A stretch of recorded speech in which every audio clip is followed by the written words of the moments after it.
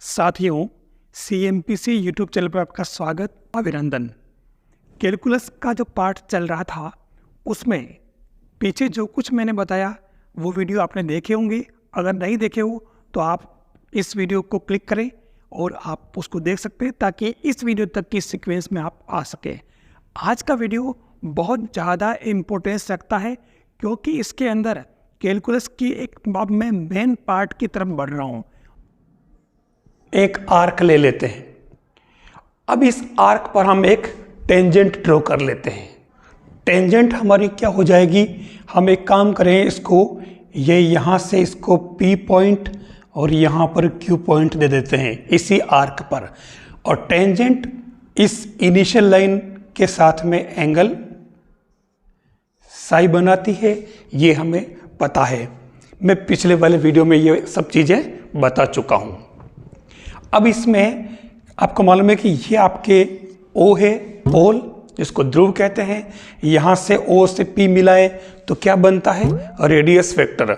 मैं इसको इसमें ड्रॉ नहीं कर रहा हूँ ताकि अपना डायग्राम ज़्यादा कॉम्प्लिकेट नहीं हो। अब इसमें हम एक काम करते हैं, P से Q तक आर्क लेंथ लेनी है। आर्क लेंथ को S से लिख दें। जनरली आर्क लेंथ को S से ही लिखा जाता है।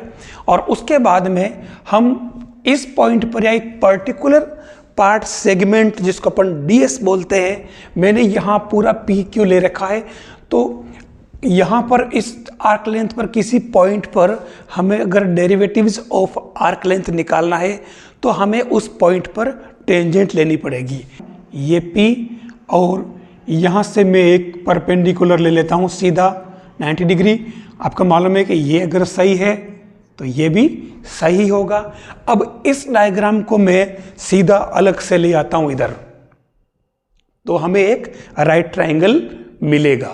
इसको हम एक काम करें, P Q नाम एज इट इज में यह ले आता हूं और ये इसको मैं कोई अलग से नाम दे देता हूं, चलो L। ये आपके 90 डिग्री है।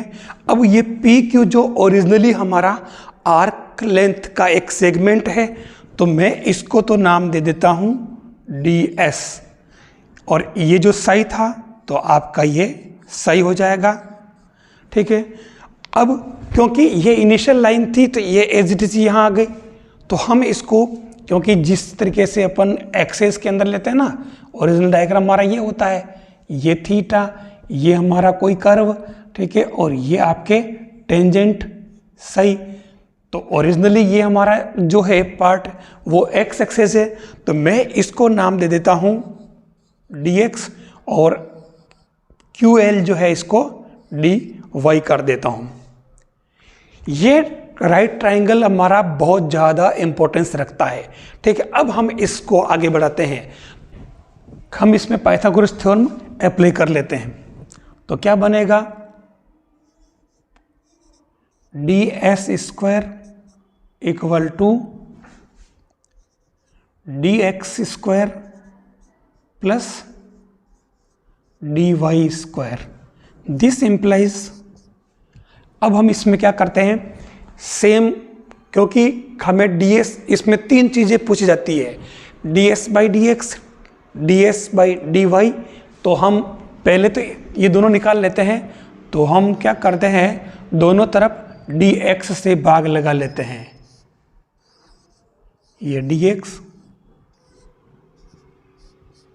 1 plus dy by dx whole square, और this implies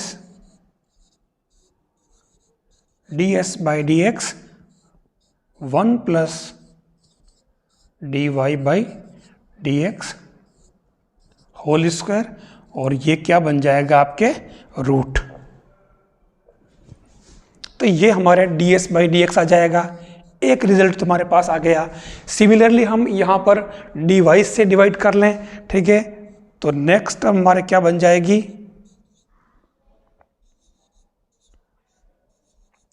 ds by dy, और ये क्या बन जाएगा, 1 plus dx by dy whole square, और इस पर हम क्या लगा देते हैं, रूट। ये हमारा दूसरा इक्वेशन आ जाएगा, ठीक है। इसको भी याद रखें और इसको भी याद रख लें। तो ये हमारे बिल्कुल सिंपल से 2 इक्वेशन आ गए इससे। अब इसी में हमारे जो चीज़ें पूछी जाती है 3 चीज़ें हमें और याद रखनी होगी, लेकिन उसके पहले बताना चाहूँगा कि ये चीज़ें दोनों की फॉर्मूले जो है ये फॉर्मूले आपके काम आते हैं जब आप क्वाड्रेचर के अंदर अलग अलग कर्व्स के एरियाज फाइंड करेंगे, वहाँ पर भी इनकी ज़रूरत पड़ेगी। और आर्क लेंथ जब निकालते हैं तब आर्क लेंथ जैसे पी क्यू लेंथ निकालनी है तो हम कैसे निकालेंगे, वहाँ आपके ये काम आएगा अलग अलग कर्व्स के अंदर। अब इसमें जो नेक्स्ट बताती है वो आता है, इसमें एक तो पूछता है कोस साई, दूसरा पूछता है साइन साई और तीसरा पूछता है टेन साई। इन तीनों फॉर्मूलों की जरूरत पड़ती है। कोस साई आधार बटे कर्ण,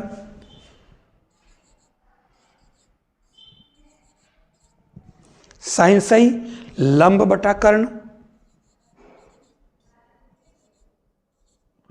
और ten Sai dy by dx। जो आप जानते हो किसी स्पर्श रेखा का स्लोप यही तो है dy बाई dx और उसको अपन टेन साई से लिखते हैं। ये 3 फॉर्मूले आपको इस पर याद रखने होंगे। तो ये आपके चाप के लंबाई के अवकलज के कौन कौन से फॉर्मूले हैं जो हमें ध्यान में रखने हैं और ये आता कैसे है, इसके लिए हमारे को ये राइट ट्राइंगल याद रखना है, ठीक है, जिसमें ये एंगल सही है ds, dy और dx। इसको ठीक से याद कर लेना क्योंकि अगले वाले वीडियो में आपको सेम ऐसे एक ट्राइंगल मिलेगा, ट्राइएंगल मिलेगा, लेकिन उसमें चीज़ें चेंज हो जाएगी। वीडियो अगर अच्छा लगा हो तो आप लाइक ज़रूर करें, शेयर करें और चैनल को सब्सक्राइब करना न भूलें। साथ ही आप बेल आइकन को दबाना न भूलें ताकि आपको जो भी अगला वीडियो आएगा उसका नोटिफिकेशन टाइम पे मिलता रहेगा। इसके अलावा आप टेलीग्राम चैनल जो है CMPC के नाम से उसको भी ज्वाइन कर लें ताकि आपको आगे कौन सा वीडियो कब मिलने वाला है वो सारी की सारी इन्फॉर्मेशन भी आपको टेलीग्राम चैनल पर मिलती रहेगी। ये वीडियो अगर अच्छा लगा हो तो आप इस वीडियो को भी क्लिक करके ज़रूर देखें।